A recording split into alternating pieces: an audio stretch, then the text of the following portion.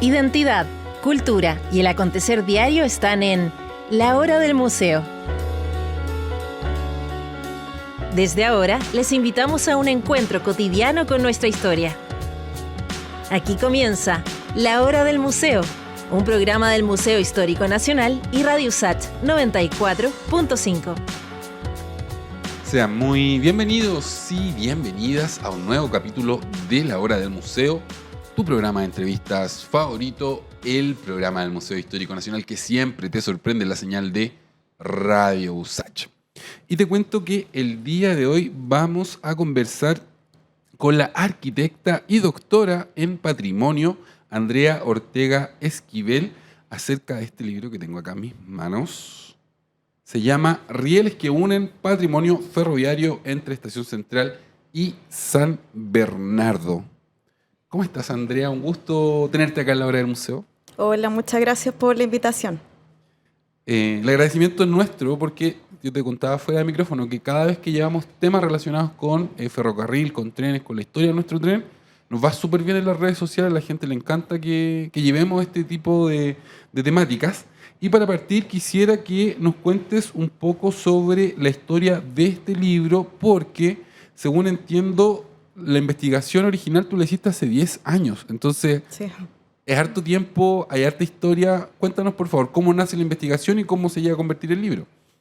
Sí, esta investigación yo la hice en el contexto de mi magíster. Yo hice magíster en Desarrollo Urbano en el Instituto de Estudios Urbanos y Territoriales de la Universidad Católica. También estudié antes arquitectura en la misma universidad y estaba enfocada en el ámbito de la planificación urbana y territorial, pero a mí siempre desde que estudié arquitectura, siempre me llamó la atención el ámbito del patrimonio.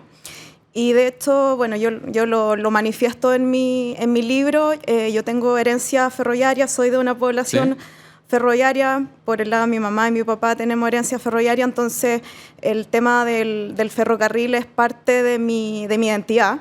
Entonces, y también es parte no solamente de mi identidad, sino que también era parte de mi trayecto. Yo, ¿Tú usabas el Metrotren? El Metrotren. Desde Estación San Bernardo hasta Estación Central. Hasta Estación Central. Y luego en metro para la Católica, claro. ¿no? Sí. Entonces fue una obsesión en el fondo que tenía que ver con mi vida. Y eso fue hace 10 años para la tesis de magíster. Sí, hace 10 años. Pero, claro, uno hace una tesis, pero una tesis no es un libro. A veces la gente olvida eso. Sí. ¿Y en qué momento surge la posibilidad de hacer esta investigación, adaptarla a formato libro? ¿Cómo pasa eso? Yo creo que en el fondo siempre fue un libro, porque hay asuntos, como te decía, vitales en relación a cómo está escrito. Mi profesora guía fue la Macarena Ibarra, que ella es historiadora y después yo seguí trabajando mucho con ella.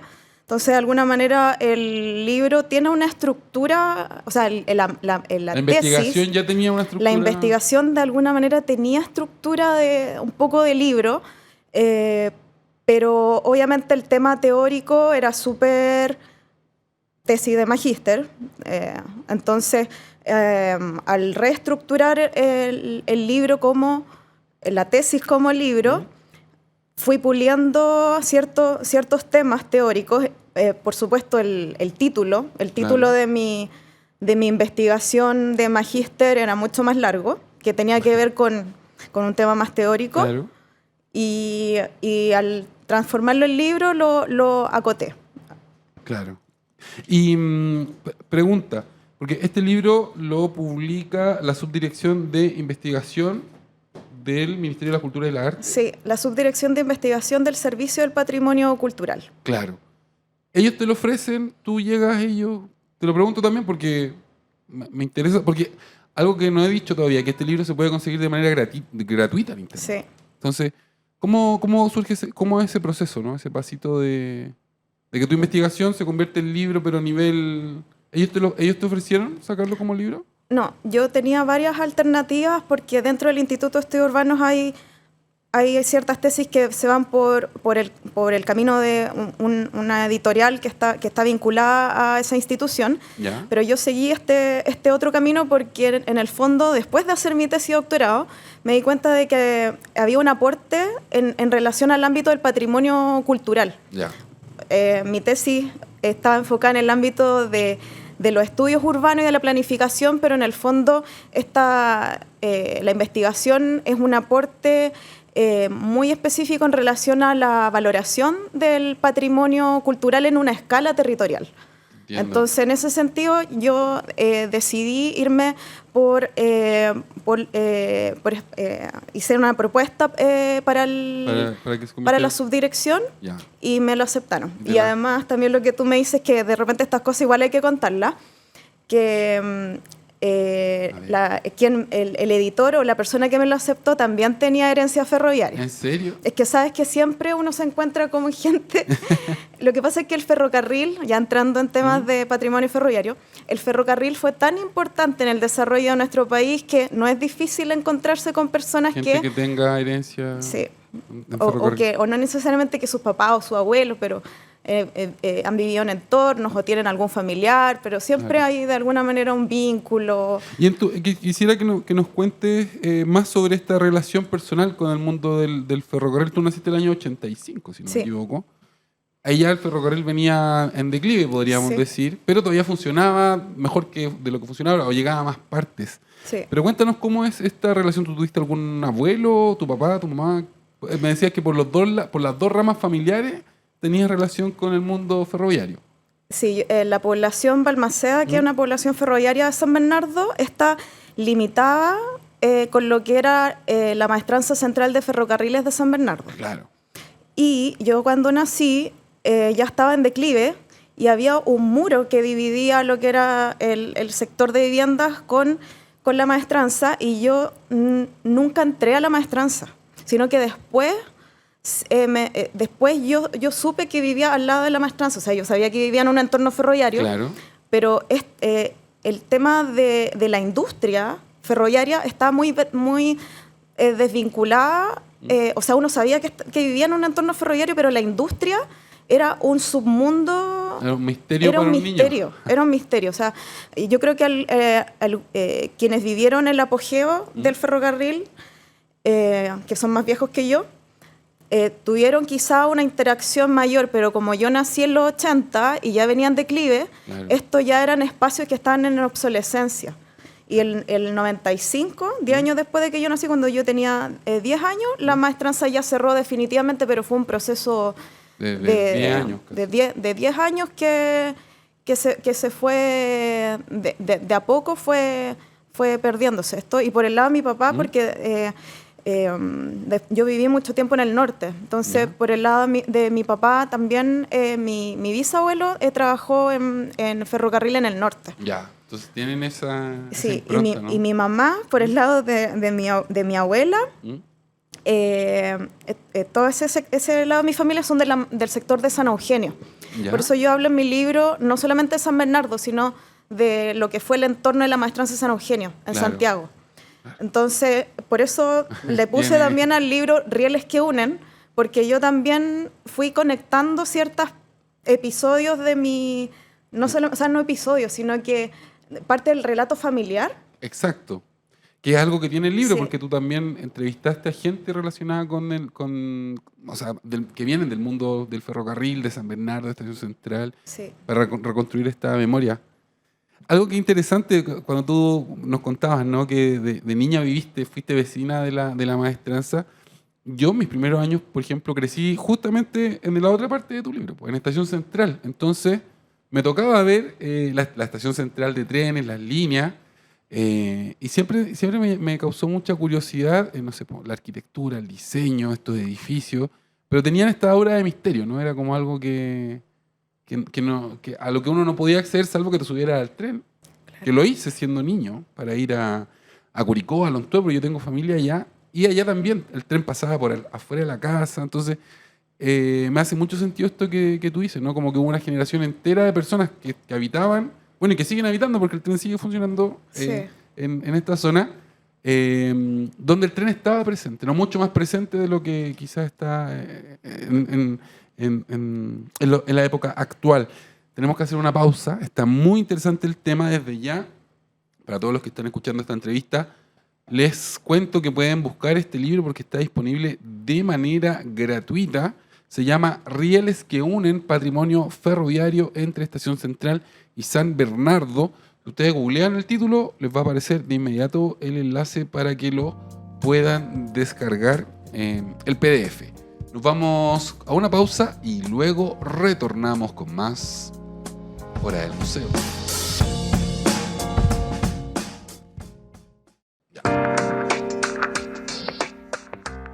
Y ya estamos de vuelta en la Hora del Museo, tu programa de entrevistas favorito, el mío también, el programa del Museo Histórico Nacional que cada día te sorprende en la señal de Radio USACH. Y te recuerdo que tenemos un canal de Spotify donde se van almacenando todas las entrevistas que hacemos día a día en la Hora del Museo. Este archivo es absolutamente gratuito, solo tienes que ingresar a Spotify, buscar la Hora del Museo y ahí te va a aparecer todo el archivo de entrevistas. Dicho esto, te cuento que el día de hoy estoy conversando sobre un libro de un tema que me encanta. A mí me encantan los trenes, soy fan de los trenes. Este libro se llama Rieles que unen patrimonio ferroviario entre Estación Central y San Bernardo. Se encuentra disponible para descarga gratuita. Solo tienen que googlear ahí el título. Yo voy a colgar el enlace en mi Twitter, que es @cruzpalcielo, para que lo puedan descargar también. Y como les decía, me acompaña la autora de esta investigación, la arquitecta y doctora en patrimonio, Andrea Ortega Esquivel. Andrea, quisiera que para dar un poco de contexto les contara a nuestra audiencia la relevancia que llegó a tener el ferrocarril en el Chile del siglo XX. ¿Por qué te lo digo? Porque también hay toda una generación que tiene que ser de los 80 en adelante que nos tocó vivir con el ferrocarril en declive, ¿no? Es como ya no se podía llegar a todas partes. Uno mismo a veces ve las estaciones abandonadas, maltrechas. Sí. Y no sospecha lo que llegó a ser el tren en este país. Entonces me encantaría que nos cuenten, ¿no?, la importancia que llegó a tener el tren en Chile durante el siglo XX. Sí, yo soy parte de esa generación de esto y el patrimonio, o sea, partiendo en términos conceptuales, el patrimonio no es solamente un tema del pasado, sino que es un asunto que tiene que ver con el presente y cómo nosotros queremos heredar esto que fue importante hacia las generaciones futuras. Entonces a mí me interesa mucho que este libro llegue ojalá a las generaciones más jóvenes, a las personas que tienen mi edad o que son más jóvenes, para que entiendan lo potente que fue el desarrollo ferroviario en Chile. Y lo que te comentaba de que yo tengo mucha cercanía con mi familia y también yo soy bien obsesiva en el fondo y me obsesioné con este tema porque justamente en este trayecto que yo hacía cotidianamente yo me di cuenta de que había muchas estructuras, muchos espacios en obsolescencia, o sea, que no estaban funcionando. La portada, por ejemplo, del libro es el pabellón central de lo que fue el taller principal de la maestranza central de San Bernardo. Acá a ver si Pepe hace ahí el zoom. Es un tremendo espacio con una escala que fue construido para lo que era la dimensión de la locomotora. Y en el fondo este espacio que aquí en la imagen se ve vacío, esto funcionaba...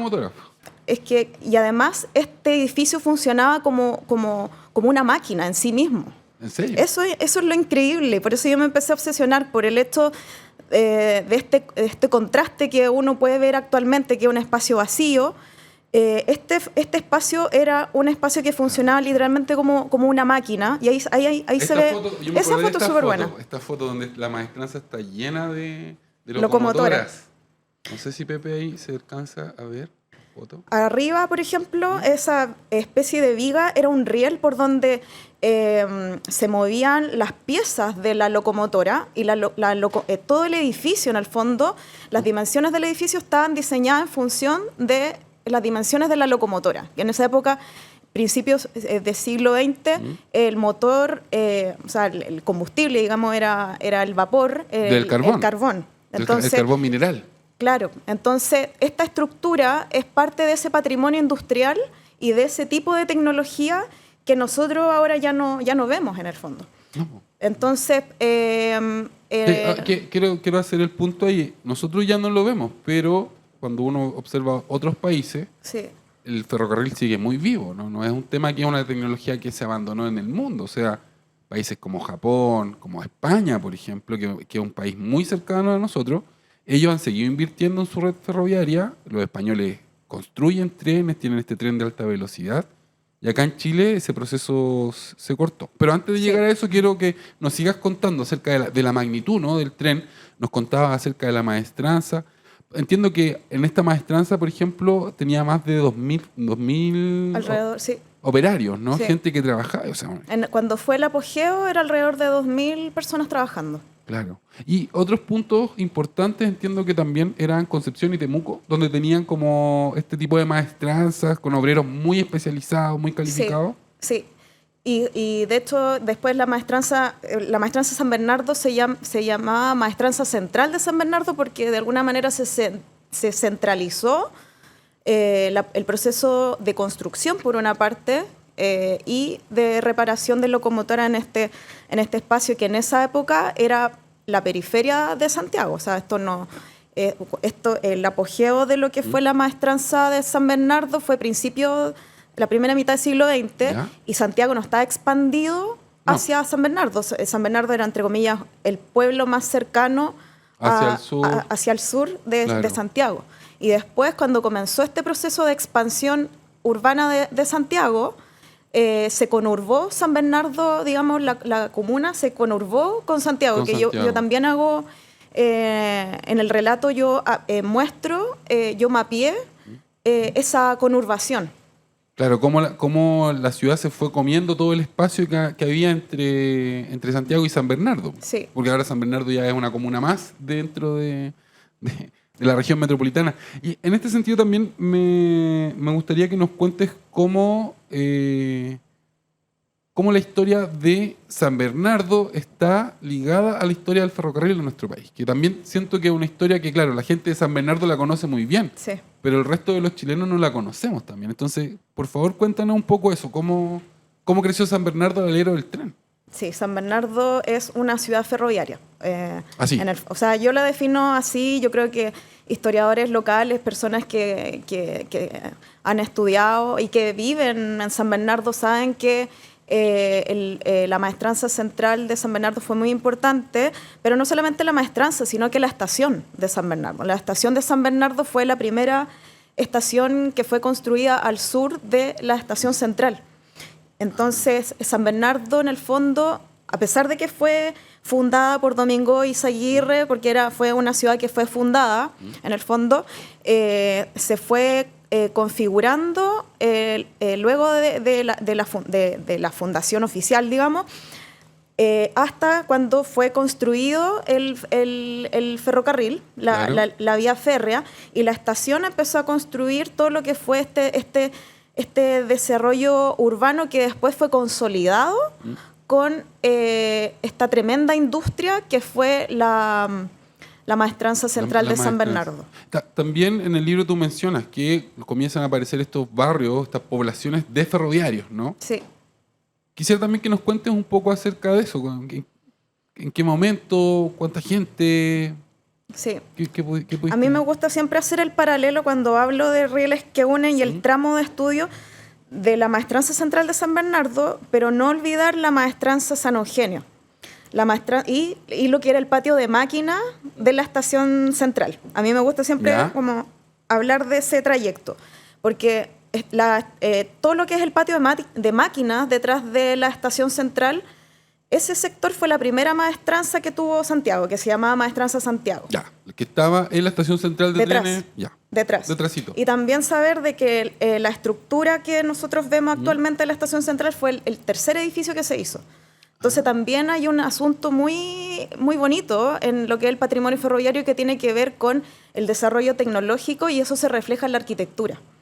La primera estación de la estación central era igual en términos, digamos, tipológico a la estación de San Bernardo.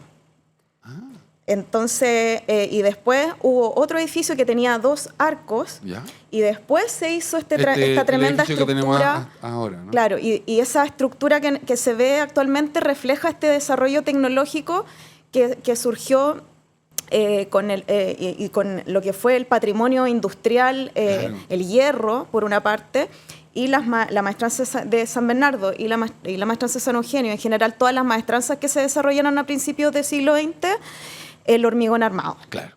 Ahí ya eso fue en términos como constructivos.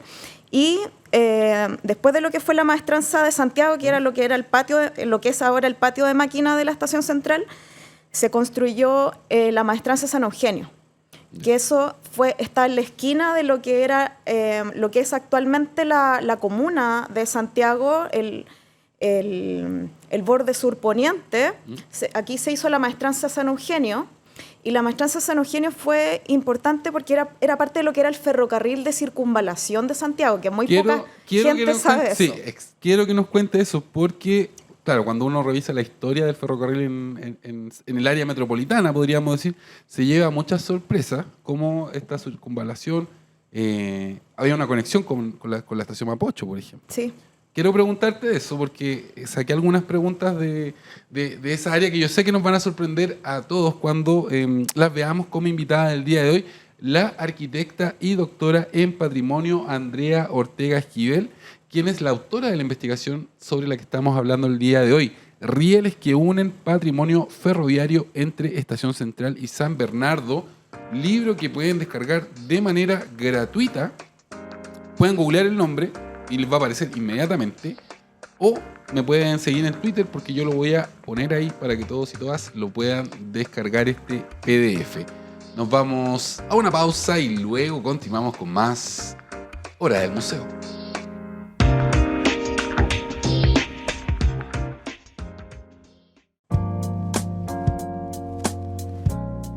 Ya estamos de vuelta en la Hora del Museo, tu programa de entrevistas favorito, el programa del Museo Histórico Nacional, que cada día nos sorprende la señal de Radio USACH y también 2 veces a la semana por la señal de Santiago TV 50.1 en la señal digital.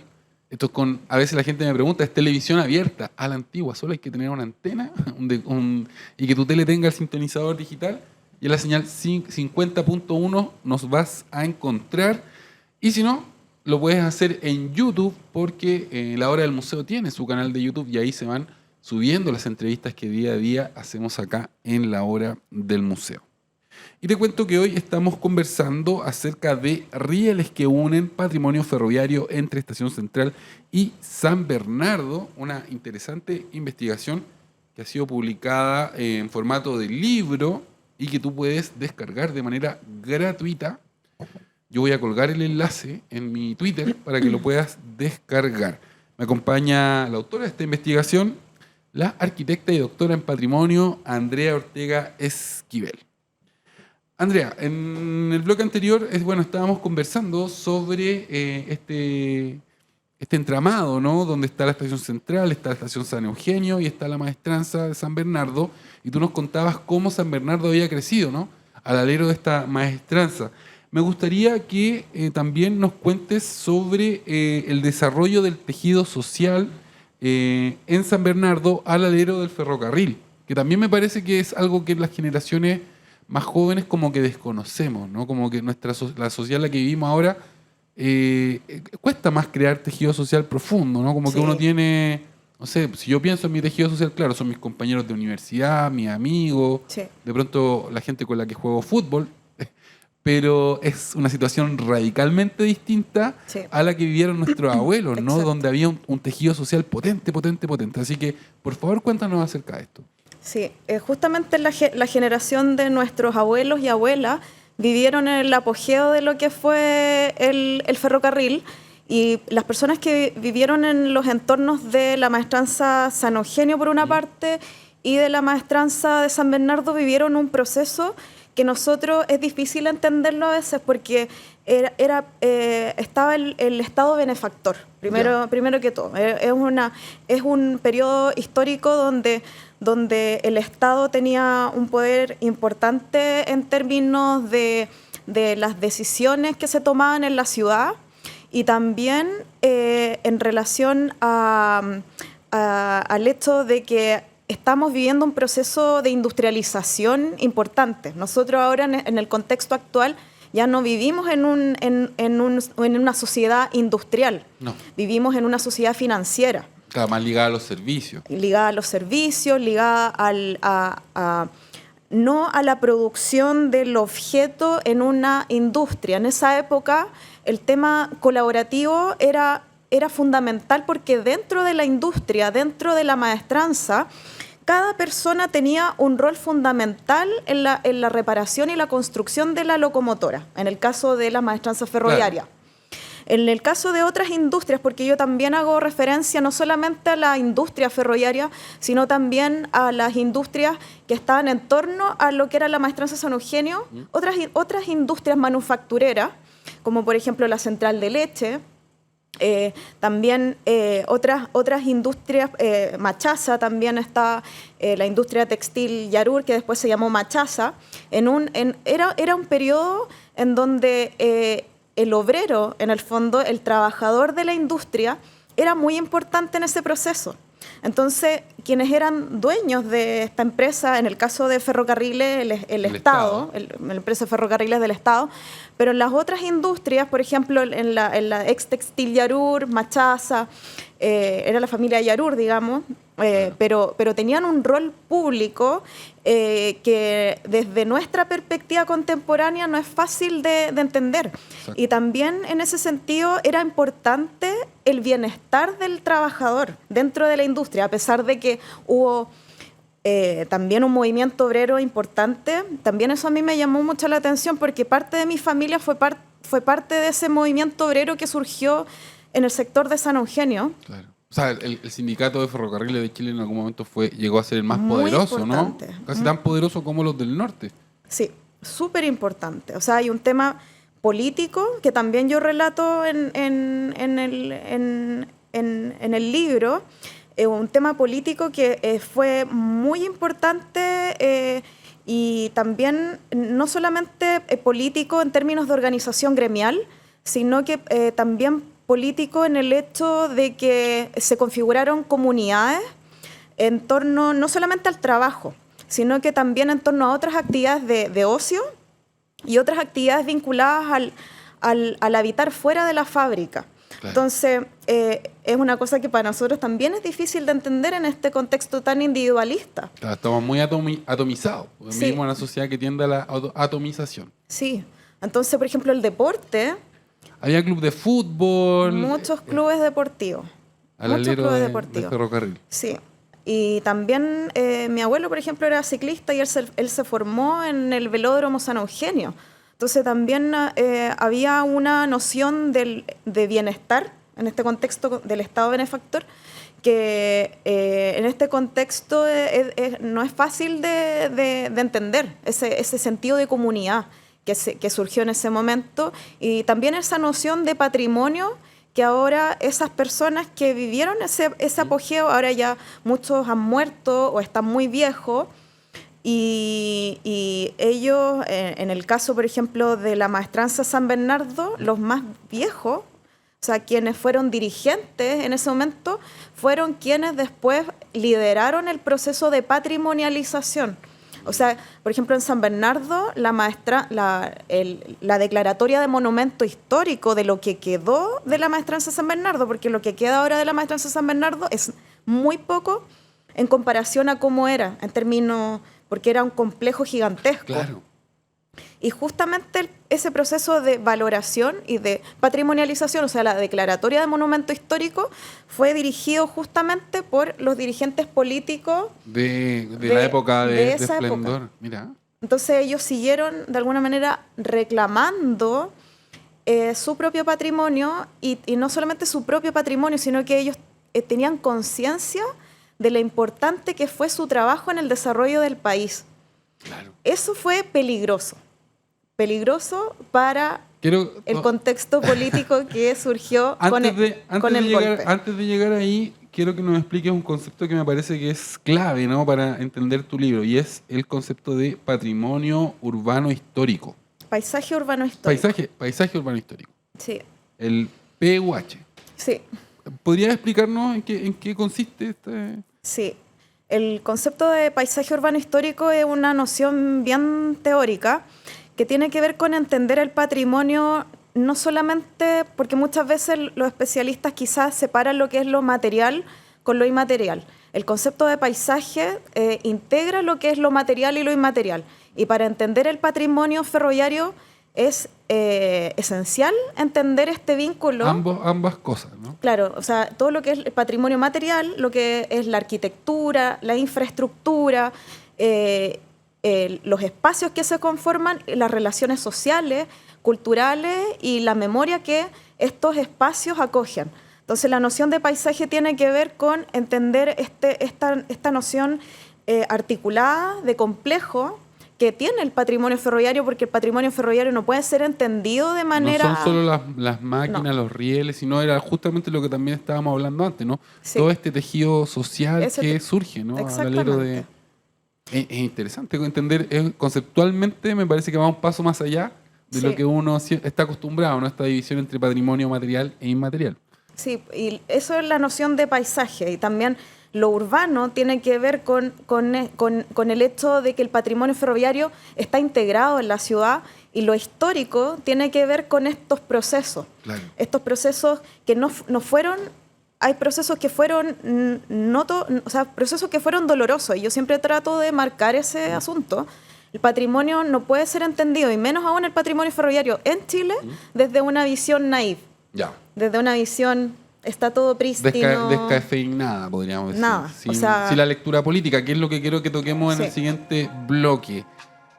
Se viene algo potente, así que quédense en la sintonía de Radio USACH, porque al regreso vamos a seguir conversando acerca de este libro que ustedes pueden descargar de manera absolutamente gratuita, Rieles que unen patrimonio ferroviario entre Estación Central y San Bernardo.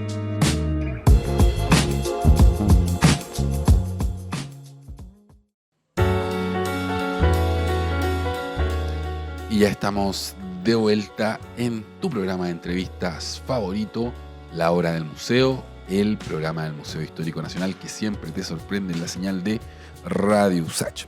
Y te cuento que hoy estamos conversando acerca de un libro que tú puedes acceder gratuitamente, está disponible el PDF, se llama Rieles que unen patrimonio ferroviario entre Estación Central y San Bernardo. Yo voy a colgar el enlace en mi Twitter, que es @cruzpalcielo, para que lo puedas descargar de manera gratuita, o también lo puedes googlear. Si googleas Rieles que unen patrimonio ferroviario entre Estación Central y San Bernardo, te va a aparecer también el enlace.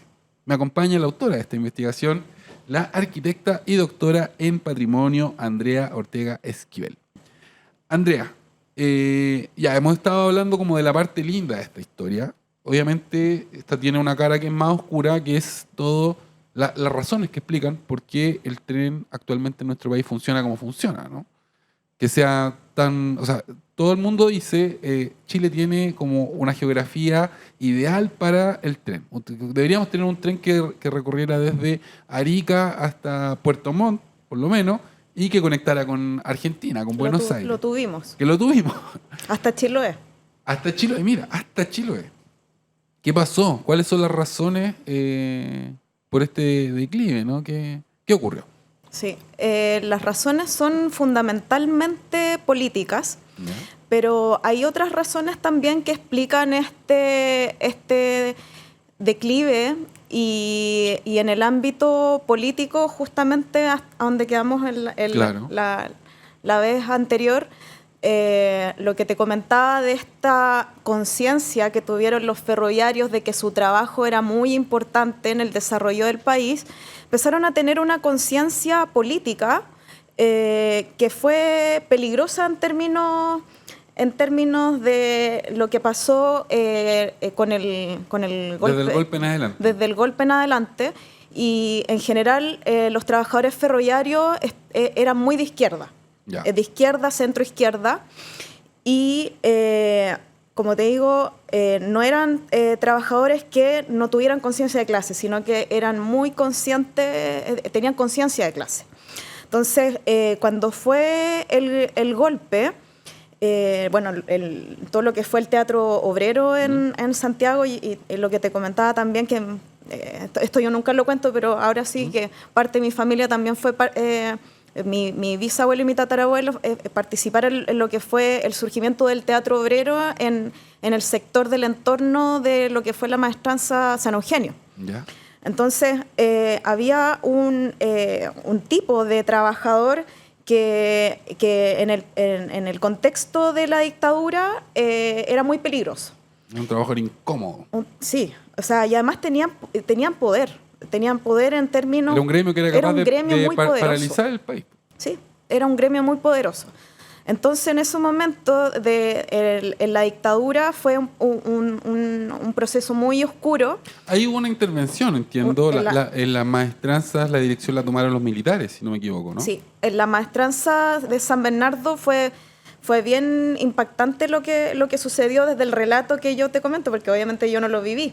Claro. Pero cuando yo hice mi investigación, es muy fuerte escuchar todo lo que sucedió dentro de la maestranza de San Bernardo específicamente, porque ahí yo cuento específicamente un hecho que 11 obreros ferroviarios que estaban trabajando en la maestranza, dentro de la maestranza, o sea, lo que tú comentabas de que fue administrada por los militares, eso sí.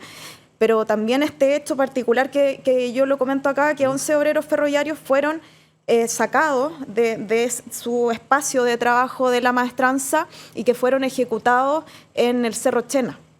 Y el cerro, en el sector de lo que se llama Casas Viejas de Chena, en San Bernardo, y no fueron los únicos que fueron ejecutados en este sector del Cerro Chena. Y justamente este sector donde fueron ejecutados estos 11 ferroviarios, ahora está definido también monumento histórico y también por los familiares de estos trabajadores que fueron ejecutados aquí en la maestranza. Está declarado monumento histórico y fue liderado justamente por Mónica Montesino. Hay una organización que se llama Cormet, Corporación Memorial Cerro Chena. En realidad, en mi libro yo hablo mucho de estas comunidades que se fueron organizando. Claro. En torno a la puesta en valor del patrimonio ferroviario en términos generales, pero también en estos asuntos que tienen que ver con una memoria incómoda, triste, dolorosa. Y la Cormet ahora, bueno, gracias a la Cormet se pudo declarar todo este sector que es un sitio de memoria. No tenemos la categoría de sitio de memoria, pero es un sitio de memoria. Está declarado monumento histórico y la idea es que se haga un memorial para estos ferroviarios que fueron ejecutados aquí. En el Cerro Chena. Sí. Oye, ¿y cuál es el estado actual del patrimonio ferroviario entre San Bernardo y Estación Central? A partir de lo que tú pudiste investigar, bueno, también tú nos contabas, ¿no?, que te tocaba hacer este recorrido. ¿Cómo ves la situación? ¿Es abandono total? ¿Se puede recuperar? ¿Es posible revertir el tiempo? ¿O ya no? ¿Hay que hacer las cosas de otra manera? No sé, ¿cuál es tu diagnóstico? En términos físicos, sí, hay mucha infraestructura, espacio de patrimonio industrial que todavía están en obsolescencia, lamentablemente. En la maestranza, ¿qué se hace hoy en día o ese edificio está completamente abandonado? ¿La maestranza de San Bernardo? La maestranza de San Bernardo, obviamente, como les comentaba, no todo lo que fue la maestranza central completa fue demolida porque se hizo un proyecto inmobiliario. Eso es importante decirlo. Claro. Y yo también muestro planos que muestran que se construyó un proyecto inmobiliario que se llama Villa Maestranza. ¿Ya? Y solamente quedó lo que es el pabellón central, el taller de herrería, calderería, la tornamesa que está detrás de del edificio del pabellón central, y también hay el pórtico de entrada de la maestranza. Eso se mantuvo. Pero hubo o sea, cero sensibilidad en relación a estos elementos de patrimonio industrial que eran tan importantes que podrían haberse conservado de mejor manera, de manera integrada, porque el pórtico de entrada quedó súper aislado, o sea, al borde de la vía férrea. No se hizo un trabajo como, por ejemplo, lo que ocurrió con la estación Mapocho, que fue rehabilitada como centro cultural. No, y hasta el día de hoy uno va y, claro, se da cuenta de esta tremenda estación que está ahí en el corazón de la ciudad y es parte del patrimonio, nos cuenta una historia respecto al tren, ¿no? Porque ahí salían los trenes que iban al norte, pero en el caso de San Bernardo no se hizo este trabajo de rehabilitación, por ejemplo, darle un destino cultural, hacer... No, es que fue súper complicado, porque esto pasó en el 95, mediados de los 90. ¿Ya? Yo tenía 10 años, no tenía idea, pero después en retrospectiva yo digo, ay, podría haber hecho algo, pero obvio que no podría haber hecho nada, yo tenía 10 años. No. Pero siempre digo, ay, qué pena. Pero o un museo del tren, por ejemplo. Sí, pero es que hubo un asunto, habían muchos intereses inmobiliarios, o sea, hay muchos intereses inmobiliarios. Hasta el día de hoy, pues, la ciudad creció hacia el sur. Exactamente. O sea, llega hasta Wynn, Paine, vaya. Mucho interés inmobiliario. Y también yo relato ahí que también por los intereses inmobiliarios, la política que se definió respondió mucho a los intereses inmobiliarios más que a la protección integral de lo que fue claro, la maestranza central de San Bernardo. Y eso es algo que pena mucho, no solamente a los ferroviarios viejos que ya se están muriendo, sino que también a quienes hemos investigado y quienes nos hemos dado cuenta de que los intereses privados inmobiliarios han predominado en términos de decisiones que son de Estado. Claro. O sea, esa es una gran crítica que yo le hago a la empresa de ferrocarriles del Estado y también esta visión que surgió en los 90, una visión muy desde la empresa primaria, claro, muy enfocada en el valor de suelo y no enfocada en generar un desarrollo sustentable. Claro. Porque el desarrollo sustentable no es incompatible con el patrimonio, sino que al contrario. Exacto. Entonces, eso faltó en los 90. Por eso yo digo que pena todo lo que pasó en los 90, porque en los 90 sí se podría, desde una visión de Estado y desde una visión de desarrollo sustentable, que quizá en esa época el enfoque de desarrollo sustentable no estaba muy incorporado, estaba tan incorporado. Claro. Pero claro, ahora también hay un proyecto que se llama Boulevard Maestranza, que en el fondo es un centro comercial que integra otros usos complementarios, y entre esos se supone que el pabellón central va a ser un centro comercial dentro del proyecto, ¿ya? Se va a rehabilitar de esa forma. Se va a rehabilitar en función de como un mall en el fondo. Mall, claro. Pero uno de los pabellones más bonitos, que es el pabellón, el taller de calderería, ahí se supone que va a haber un espacio de exposiciones y que va a estar vinculado a lo que es la memoria ferroviaria. Andrea, lamentablemente hemos llegado al final de esta hora del museo. Te quiero agradecer, felicitar también por esta investigación y porque el libro pueda circular de manera gratuita, un bello gesto. Insisto, yo lo voy a colocar el enlace en mi Twitter, que es @cruzpalcielo, para que lo puedan descargar. Si te quieres despedir brevemente, porque ya me avisan que nos pasamos de la hora. Bueno, muchas gracias por la invitación y espero que descarguen el libro, que quienes están interesados en el tema del patrimonio ferroviario investiguen este tema, porque hay muchos tramos por investigar. Es alucinante cuando uno empieza a investigar y para los arquitectos que trabajan en temas de patrimonio hay mucho que hacer y que proyectar en estos espacios. Así que ojalá que sea de interés. Ya pues. Me despido rápidamente. Yo soy Luis Cruz, el conductor de La Hora del Museo. Y como siempre les envío un gran abrazo y chao, chao, chao. Esto fue La Hora del Museo, un encuentro cotidiano con nuestra historia. Un programa del Museo Histórico Nacional y Radio USACH 94.5.